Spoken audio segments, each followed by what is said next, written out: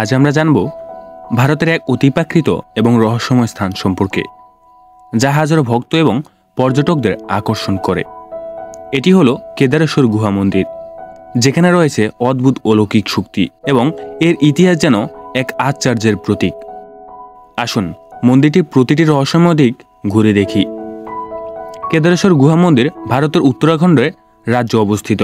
হিমালয়ের কোল ঘেরা এই মন্দিরটি প্রকৃতির মধ্যে এক অপূর্ব দৃশ্যপট তৈরি করে। এটি শুধু একটি মন্দিরে নয়, এটি এক আশ্চর্য স্থাপত্য এবং আধ্যাত্মিকতার প্রতীক।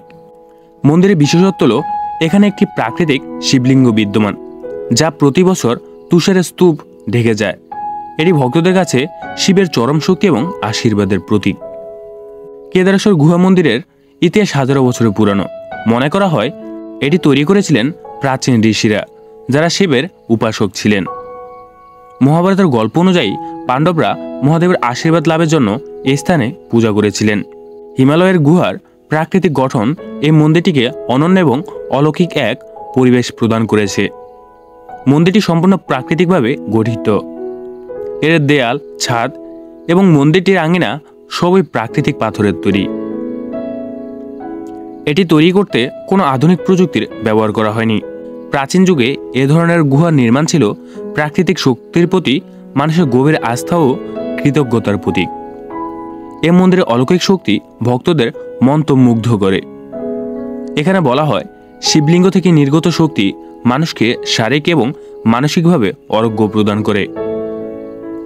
আরেকটি রহস্য হল শিবলিঙ্গের এমনভাবে অবস্থান করছে যে এটি তুষার গলে বা জলের প্রবাহ কখনো ক্ষতিগ্রস্ত হয় না। বলা হয় এখানকার পরিবেশ, আকাশ এবং নদীর স্রোত এক অলৌকিক শক্তির দ্বারা নিয়ন্ত্রিত। শুধু তাই নয়, প্রতি বছর শিবরাত্রি তিথিতে এখানে হাজার হাজার ভক্ত সমাগম করে এবং আশ্চর্যজনকভাবে তারা অনেকে অলৌকিক অভিজ্ঞতা লাভ করেন। কেদারেশ্বর গুহা মন্দির শুধু একটা পূজা অর্চনার স্থানে নয়, এটি প্রকৃতির সাথে মানুষের আধ্যাত্মিক সংযোগের এক অনন্য উদাহরণ।